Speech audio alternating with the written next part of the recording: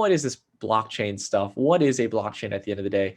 And as with all these things we've talked about, I'm going to go ahead and give it a tagline stating that blockchain is a technology for permanent history, untouchable history, a track record that we can always turn back to that's publicly available.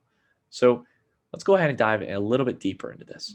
So again, as we kind of hinted to, a blockchain is a trail of history.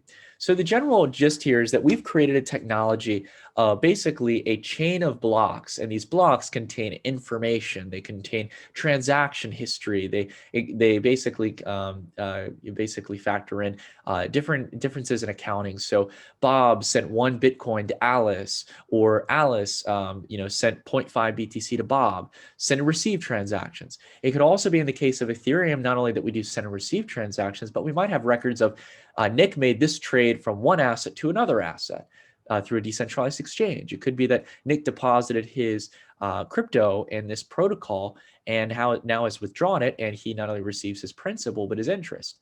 So there's all these different types of things that can get stored in blocks. It's basically data that is linking up with newer versions of data, and all those newer blocks in this case are reliant on the previous block, the history of the previous block. This is why it's called a blockchain. So there's a chain of blocks or trail of history that we can turn back to, and everything is reliant on previous transactions of where the money originally flowed from. Now, in this case, each block is dependent on the one before. So again, this is why it's so important overall that as a technology, blockchains are so trustless, is because there's basically what's known as a hash. You can think of it almost kind of like a unique identifier, like a fingerprint that is reliant on the previous block. Basically, if someone were to demonstrate a malpractice blockchain, like if there's a bad actor on a decentralized network like Bitcoin or Ethereum who showcase some kind of block, and we'll dive a bit deeper into this in a second, people wouldn't listen to them because they don't have the proper hash and the header of the block. And again, we can talk a bit about that in a moment.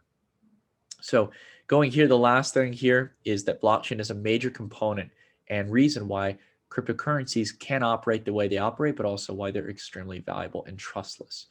So let's go ahead and talk a little bit deeper about blockchains. Now, this diagram here is going to be very good at getting a general idea as to how blockchains operate.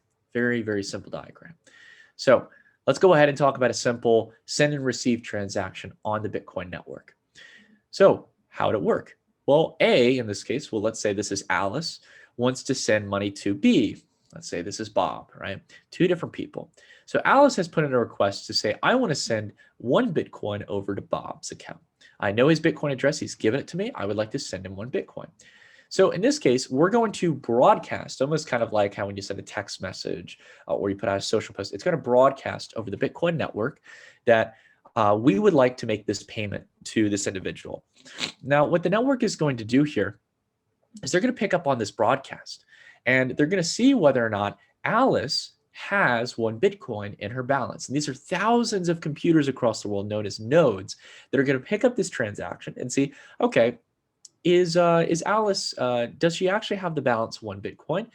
If the network again comes to a clear conclusion in this case that yes, according to our records, our ledger in this case, our track record of the blockchain, Alice has 1 Bitcoin and she has a right to send that 1 Bitcoin over to Bob. They're going to validate that transaction. That's the key term there. They're going to come together, basically almost in a sense, vote on it and say, yes, Alice has that Bitcoin. Let's go ahead and process the accounting reduction from her account to Bob's account. And then what's going to happen is in order to make that official, right, the nodes can agree on this, but a network like Bitcoin or Ethereum is going to have some kind of consensus mechanism. And both Bitcoin and Ethereum work on something known as proof of work. I don't want to go too much into the details of how this exactly works because it can be a bit technical for some people. But overall, you've probably heard about these big mining machines that go out and they basically they're humming all day long doing mathematical equations. That's the analogy that most people say. That basically is guaranteeing they've done some kind of proof of work to validate transactions. All in all, it helps to secure the network and maintain the trustlessness of Bitcoin. It's why it's operated soundly over the last 11 years with little to no issues at all. So you can always utilize the Bitcoin network at any time of the day without having to go through any intermediaries or third parties. And anyways, long story short, once the nodes have validated the transaction and the miner or other final validator has confirmed the transaction, that gets put into a new block within the blockchain. So again, that list of debits and credits between accounts as we go throughout the chain here of transaction. And now the money is officially within Bob's account. So this is how a Bitcoin transaction works.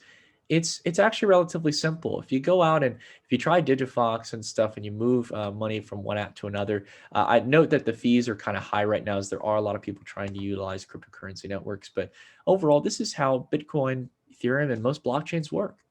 It's not that complex. It takes some time to kind of get it. I think the biggest thing overall is that, again, really at the end of the day, you don't need to know all this technology aspects of Bitcoin, because this is the reason why for the last 10 years, cryptocurrencies haven't seen vast mainstream adoption. People have been more focused on the price of the asset because they want to know the utility of Bitcoin and the utility of Ethereum, what you can do with the Ethereum network versus, how does Ethereum actually process its transactions. It's just like how, for example, we use social medias or we drive cars, so we don't really ask how it works. It just kind of works, right? So anyways, an important thing to keep in mind, not to over obsess too much about the technology. Skepticism is always healthy, but if you're really, really eager to learn about, there's tons of additional resources that dive a bit deeper into how the technology works.